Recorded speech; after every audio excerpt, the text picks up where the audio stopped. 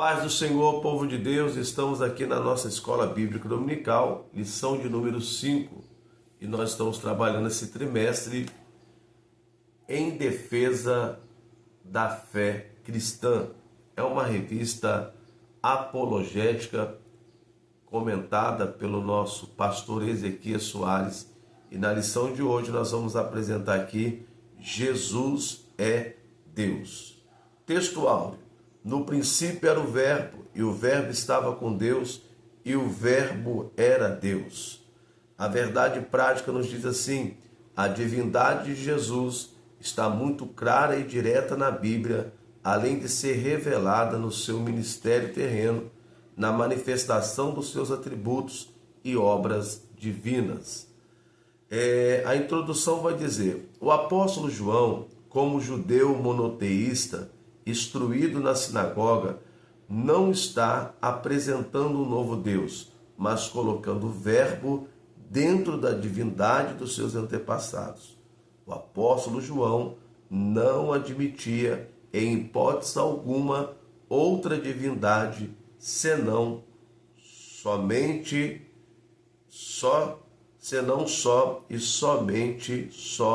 o Deus Javé de Israel.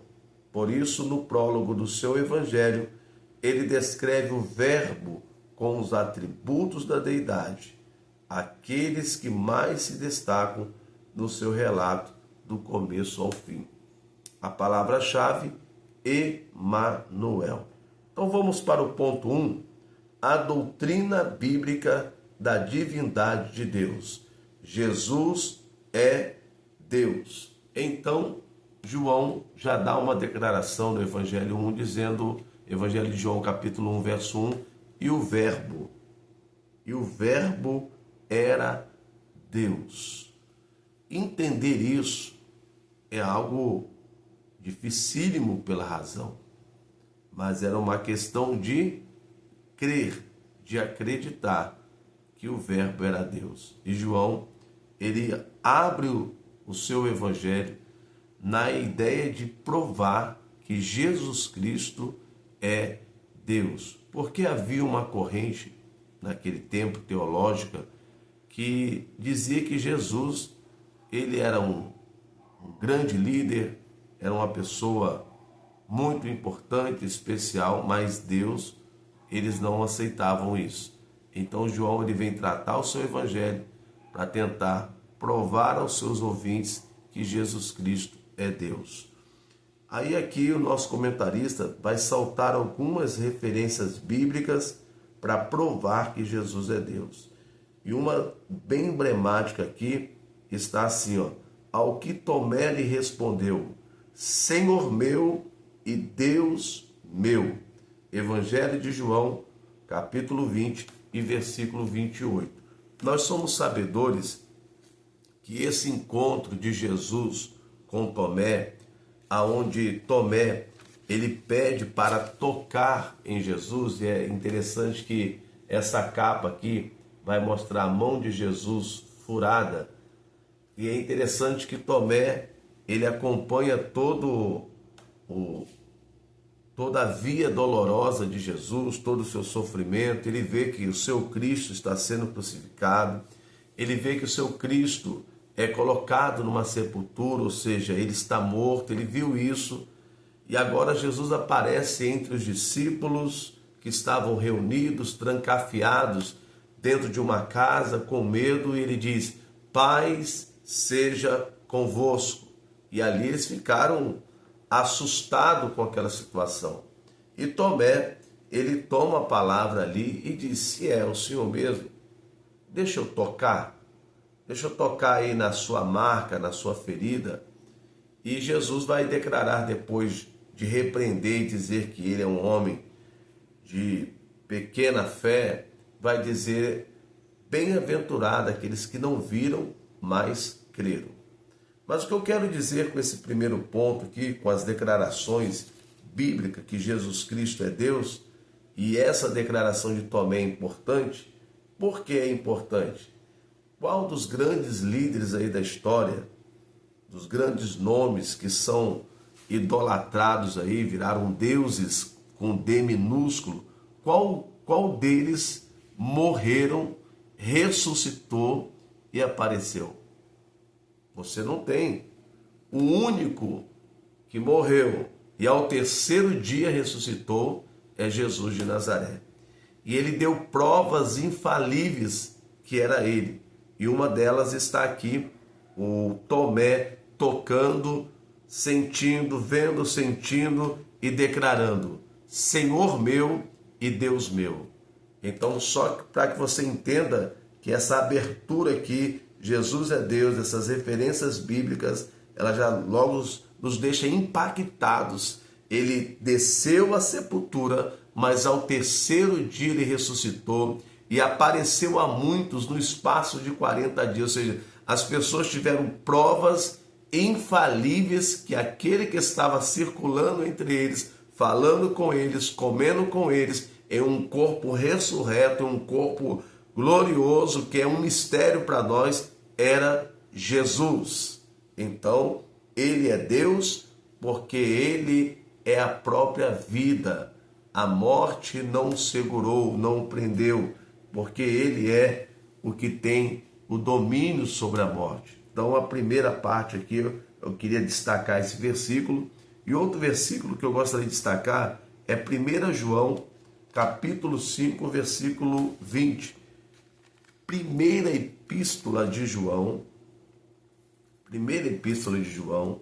no seu capítulo 5 e o verso 20. Vai dizer assim, ó: E sabemos que já o Filho de Deus é vindo e nos deu entendimento para conhecermos o que é verdadeiro. E no que é verdadeiro estamos, isto é, em seu Filho Jesus Cristo. Este é o verdadeiro Deus e a vida eterna. Declaração aqui de João, este que desde o início do seu ministério, ele escreve para provar a deidade de Jesus, provar que Jesus Cristo é Deus. E é interessante este versículo, e eu quero ler aqui a nota de rodapé da minha Bíblia de estudo apologético, que diz assim: As testemunhas de Jeová reconhecem a divindade de Cristo, mas dizem ser sua divindade inferior à de Jeová. Todavia, esse ensinamento encontra no texto em referência um obstáculo intransponível. O apóstolo João inicia sua declaração com um teor confirmativo, pois diz que sabemos. Mas o que nós sabemos? A, que Jesus é o Filho de Deus e já veio. B, que Jesus nos deu entendimento para conhecermos o que é verdadeiro. Amém? Vós tens a mente de Cristo. Vamos lá. C, que estamos naquele que é verdadeiro, ou seja, o próprio Jesus. E D, que Jesus é o verdadeiro Deus e a vida eterna.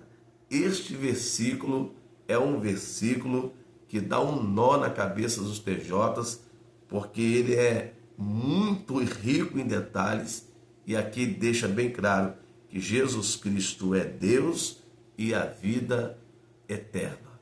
Amém? Vamos lá adiante, o tópico 1 e o subtópico 2, seus atributos. Vamos lá. Seus atributos absolutos. Os atributos são perfeições próprias da essência de Deus. Os atributos absolutos ou incomunicáveis são exclusivos da divindade. Então, existem atributos de Deus que são comunicáveis e atributos que são incomunicáveis. Então, para provar que ele é Deus, ele precisa ter os atributos incomunicáveis. Então, vamos lá. Quais são os atributos incomunicáveis? Onipotência, eternidade, onisciência e onipresença. É os 3 oni que aprendemos quando jovenzinho, quando criança na igreja. Onisciência, onipresença e onipotência. Então, diante desta revelação aqui sobre os atributos incomunicáveis, eu quero destacar Mateus 28 e o versículo 18. Vamos ler? Mateus 28 e o versículo 18. Vamos ver o que está escrito em Mateus 28 e o versículo 18. Diz assim: E chegando-se Jesus, falou dizendo: É-me dado todo o poder no céu e na terra. É-me dado todo o poder. Poder está falando de onipotência. Jesus, ele tem todo o poder nos céus e na terra. Amém? E o outro versículo que nós gostaríamos de destacar está no Evangelho de João, no seu capítulo 4, e o verso aqui é o verso 17, deixado aqui pelo nosso autor. João 4 e o verso 17 vai dizer: A mulher respondeu e disse: Não tenho marido. Disse-lhe Jesus: Disseste bem, não tenho marido, porque tiveste 5 maridos, e o que agora tens não é teu marido. Isso disseste com verdade.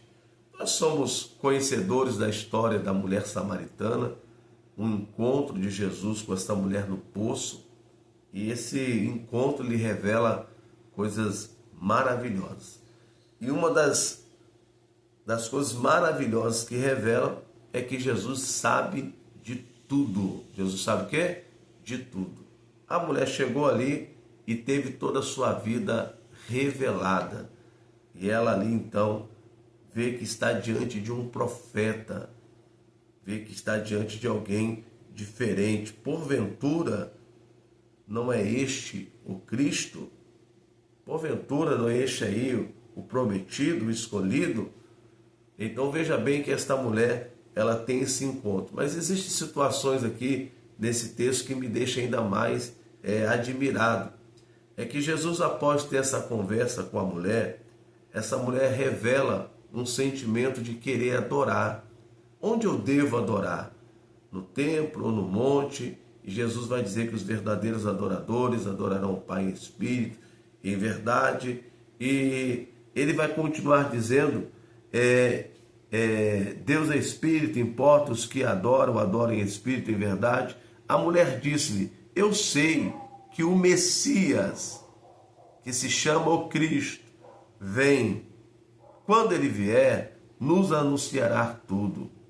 Aí o versículo de número 26 vai dizer: E disse-lhe Jesus: Eu sou o que falo contigo. Veja bem que Jesus, ele mostra que tem todo o conhecimento da vida desta mulher, aplica aqui a onisciência, e agora Jesus, ele se revela como o eu sou. Isso nos faz lembrar de Moisés na sua missão de voltar ao Egito para resgatar o povo. Ele diz: e quando perguntar quem que é que me enviou, o que eu vou dizer? Qual é o seu nome? Diga: o eu sou que mandou falar.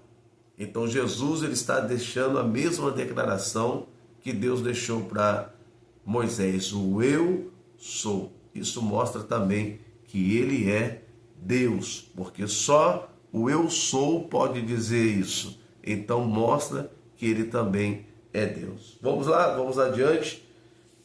O ponto 2 vai dizer assim: a heresia que nega a divindade de Jesus. Então existe uma heresia que nega a divindade de Jesus. Os primeiros a negarem a divindade de Jesus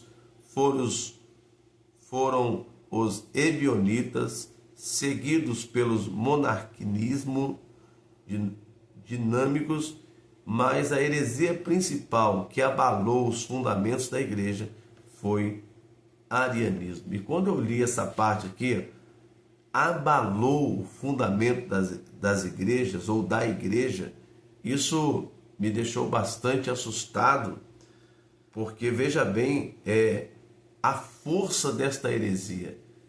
Porque se você tira Cristo, você tira o alicerce. Se você nega alguma coisa relacionada a Cristo, você tira o alicerce. Por isso que está falando do fundamento da igreja. Jesus é a pedra, onde a penha, a rocha, onde a igreja é edificada. E se você tem uma heresia que fere essa rocha, que mexe nesse fundamento, é algo extremamente perigoso. Então eu gostaria de ler com você aqui, eu separei aqui na minha Bíblia, um pouquinho sobre a história de Ário. Essa história corresponde ao ano 256 a 336 depois de Cristo. Vamos lá? Preste atenção nessa leitura. Presbítero de Alexandria. O Ário era um presbítero de Alexandria entre o fim dos séculos 3 e o início do século 4 depois de Cristo.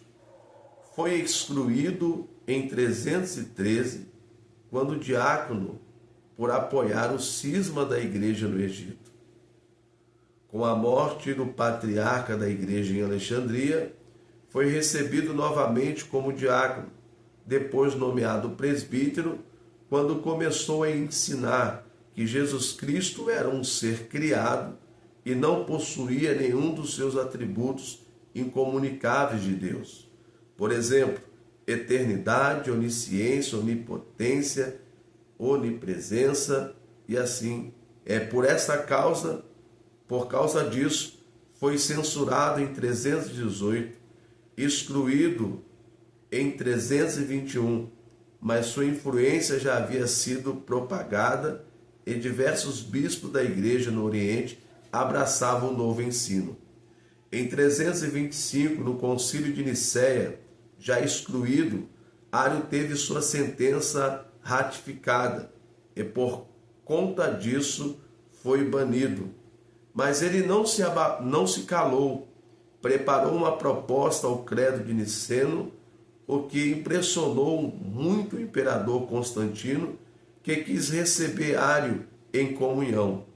Atanásio, porém, resistiu à ordem do imperador e Ário foi deposto e exilhado em Gália, morrendo no dia em que entraria em comunhão na cidade de Constantinopla. Todo o ensino de Ário procura estabelecer a razão natural como um meio de se entender a relação entre Deus e Cristo. Para ele, havia uma só pessoa na divindade. O Logos não teria sido apenas gerado, mas literalmente criado. Seria tão somente um intermediário entre Deus e os homens, e devido à sua elevada posição, receberia adoração e glória. Então está aqui um pequeno relato da história de Ário, o fundador desta heresia que quer tentar tirar a divindade de Jesus Cristo, dizer que Jesus Cristo não é Deus.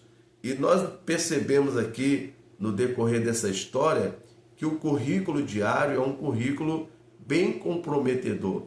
É um homem debaixo de disciplinas, de expulsões, de tantas coisas ruins que marcaram a vida dele. E no dia dele ser colocado em comunhão, ele morre. Seria isso coincidência ou Deus parando o herege para que não tivesse ainda mais força do que tinha essa heresia que ele estava ensinando? O outro ponto interessante é que a ideia de Ário era tentar entender a relação entre Deus e Cristo pela razão natural. Então aqui está um dos grandes erros, e isso nós também podemos cometer se nós não vigiarmos, querer entender as coisas de Deus pela razão. Isso se torna impossível, porque as coisas de Deus são espirituais e elas estão reveladas nas Escrituras. O livro de Deuteronômio 29, né, que é bastante citado, diz que as coisas reveladas são para nós e as não reveladas são para Deus. E aonde está o erro? Em querer insistir em algo que não está revelado a nós. Diz assim o texto: as coisas encobertas pertencem ao Senhor nosso Deus, porém as reveladas nos pertencem a nós e aos nossos filhos para sempre, para que cumpramos todas as palavras desta lei. Então existe situações, existe particularidade bíblica, existem situações que nós não vamos entender pela razão, jamais. Uma coisa é ler, interpretar e aplicar. Agora, tentar entender os mistérios da Bíblia Sagrada pela razão será exatamente um engano. Eu me lembro de uma experiência que eu tive, que uma pessoa veio até o gabinete falar comigo e dizendo: pastor, eu não consigo mais permanecer na igreja. Eu falei: mas por quê, meu filho? Porque se eu não entender, eu não consigo aceitar. E eu tentei explicar para ele que existem situações que é por meio da fé. Mas ele falou: comigo não funciona assim. Eu preciso ter a razão, entender para depois acreditar. E não é por aí. Porque a fé, em muitas situações, ela não consegue te dar explicações que a razão aceite, ou explicações óbvias. Existem situações que ela foge da razão, que é algo sobrenatural. Essa pessoa, então, saiu ali do gabinete um tanto decepcionada, porque eu disse a ela que não tinha como racionalizar, ou melhor dizendo, tentar servir a Deus apenas com o intelecto ou com a razão, que precisava sim de fé para acreditar na palavra dele, pois a Bíblia diz: aqueles que se aproximam de Deus, eles precisam acreditar que Deus existe e é galardoador do que os buscam. Eu tentei explicar isso para ele, mas não conseguiu entrar na mente dele. Infelizmente, ele acabou abandonando a igreja. Não sei para qual caminho ele tomou, mas ele disse que ele não conseguia exercer a fé por conta da sua razão ou do seu intelecto. Então, Ário, ele tenta provar ou mostrar a relação entre Deus e Cristo por meio da razão. Será fadado ao fracasso o homem que tentar entender Deus pela razão, ok? Existem alguns textos bíblicos que os arianos usam aqui para tentar, está no subtópico 2, tentar provar alguma coisa. Nós vamos ler o subtópico 2.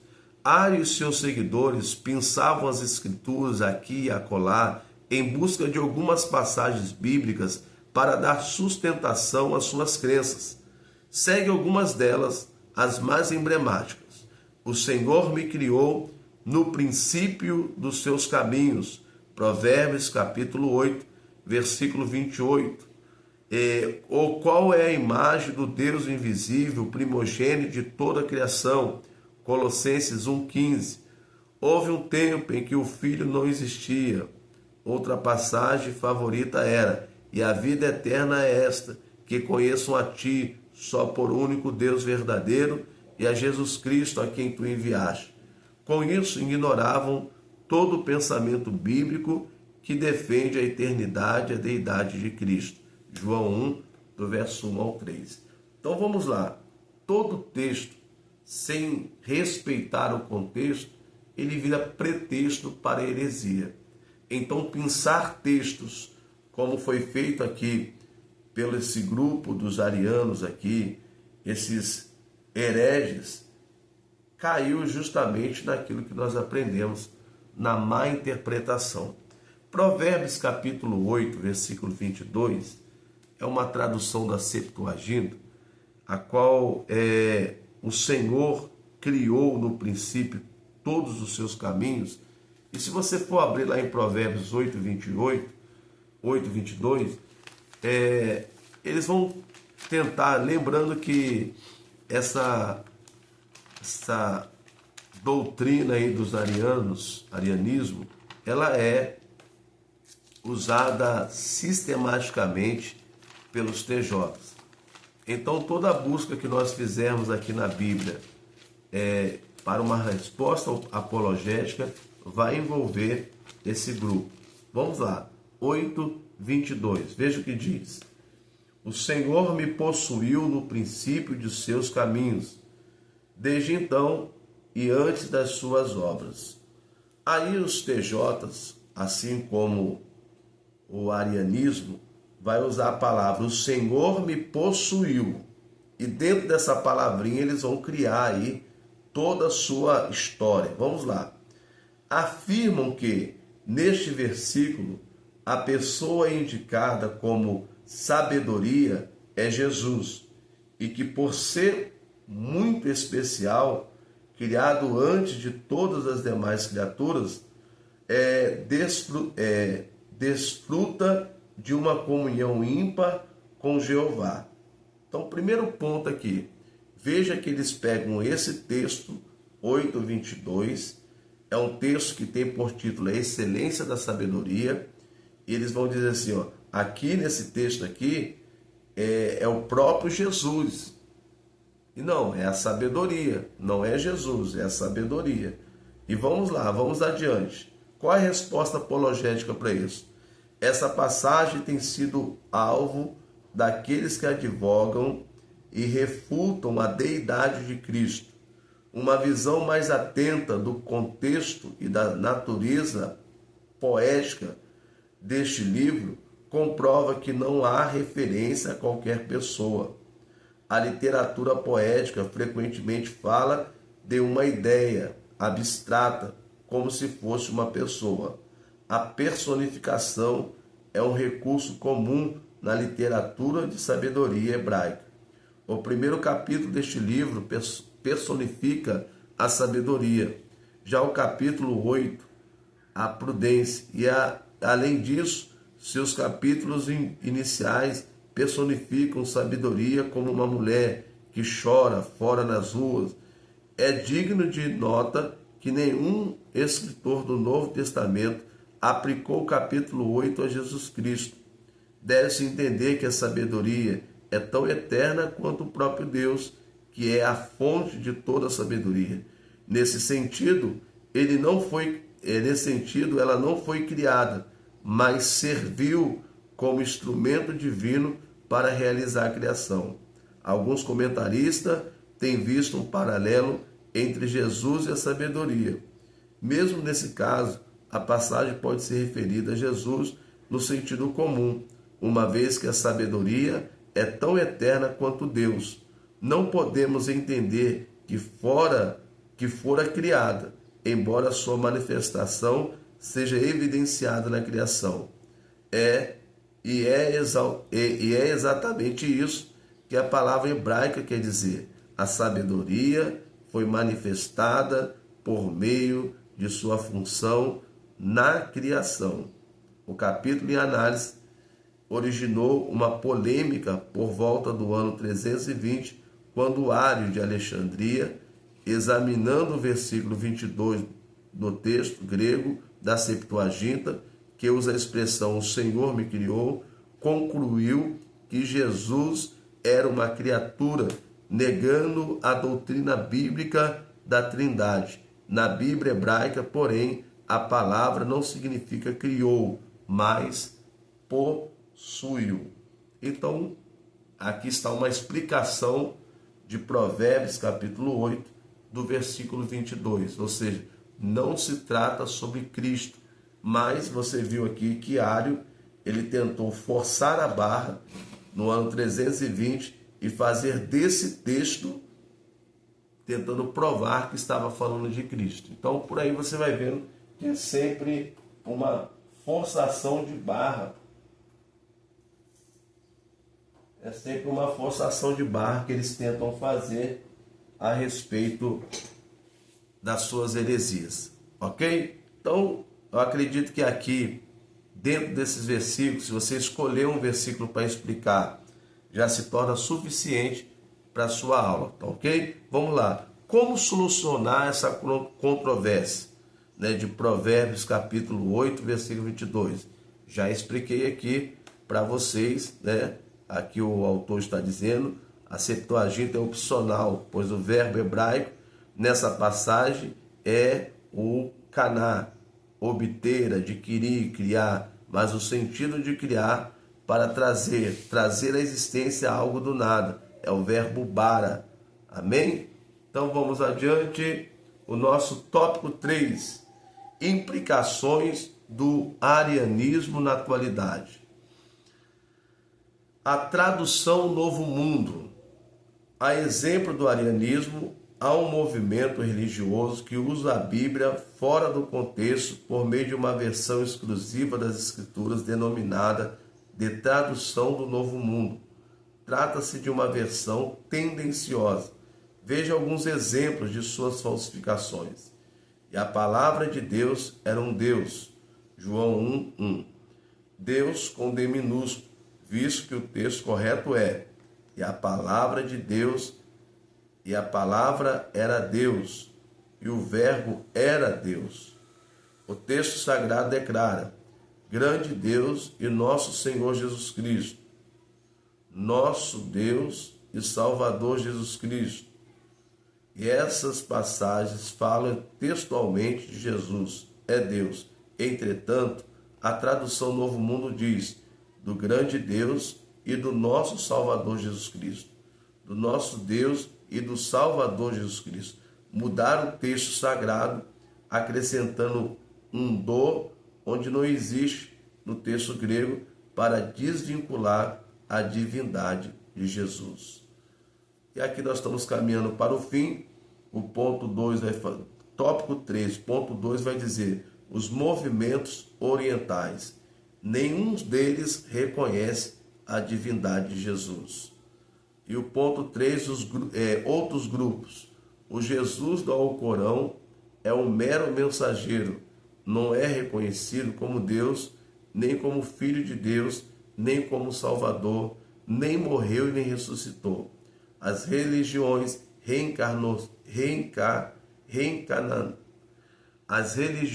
reencarnacionistas recusam a deidade absoluta de Jesus, a sua ressurreição dentre os mortos, e não reconhecem a sua singularidade. O Jesus deles não passa de um médium ou dos grandes mestres da filosofia.